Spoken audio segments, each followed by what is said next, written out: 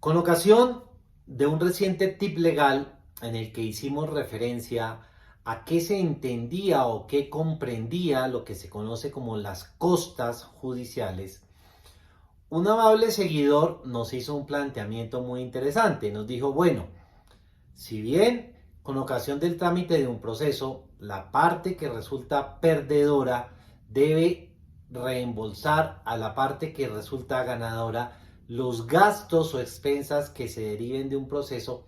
¿Qué hace aquella persona que de antemano sabe que si se enfrenta a un trámite judicial no va a poder cubrir dichas costas? O más grave aún, ¿qué puede hacer aquella persona que, siendo consciente y estando convencida de que es titular de un derecho, no tiene cómo hacerlo valer en atención a que carece de los recursos que le permitirían asumir o abocar el proceso judicial?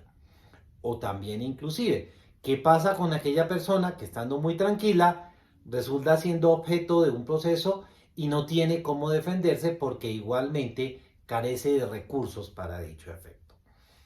Sobre este particular, entonces, queremos hacer referencia en este tip legal a lo que se conoce entonces como el amparo de pobreza. ¿Qué es el amparo de pobreza en términos muy generales? Si partimos del supuesto de que hay un principio, que es el principio de la gratuidad de la justicia, y de que sería completamente absurdo el denegar los derechos de las personas en atención a que no tienen cómo defenderse o cómo hacer valer esos derechos, el legislador, a través básicamente del Código General del Proceso y de hace mucho tiempo atrás, ha instituido una figura que se llama el amparo de pobreza. ¿Qué es el amparo de pobreza? Es la posibilidad que tienen entonces aquellas personas, bien que actúen como demandantes o como demandados, de intervenir en un proceso sin que tengan que sufragar los gastos que se derivan del mismo. ¿Cómo se hace entonces? Realmente es muy sencillo. La persona que necesita tener la cobertura de lo que llamamos o de lo que se llama el amparo de pobreza deberá manifestarle al juez bajo juramento que no tiene cómo asumir los gastos del proceso, porque si los llega a asumir no tendría cómo subsistir esa persona y aquellas otras que dependan alimentariamente de él, o sea, aquellas personas respecto de las cuales el que quiere intervenir en un proceso tiene o está obligado a cubrir alimentos.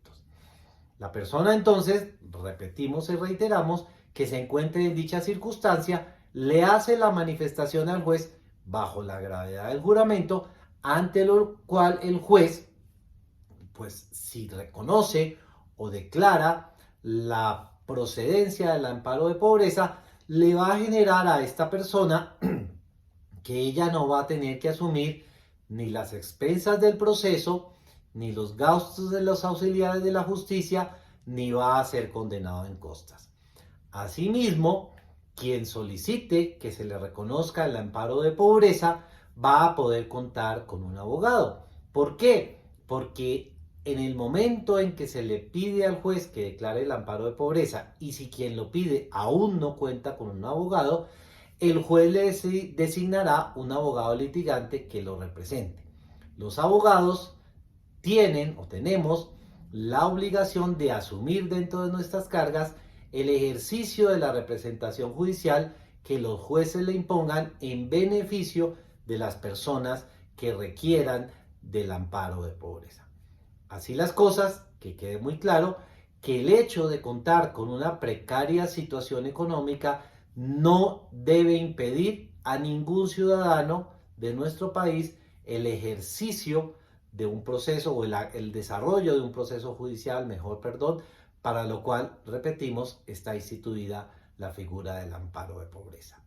Esperamos que nos sigan viendo en estos tips legales que salen los martes en horas de la tarde.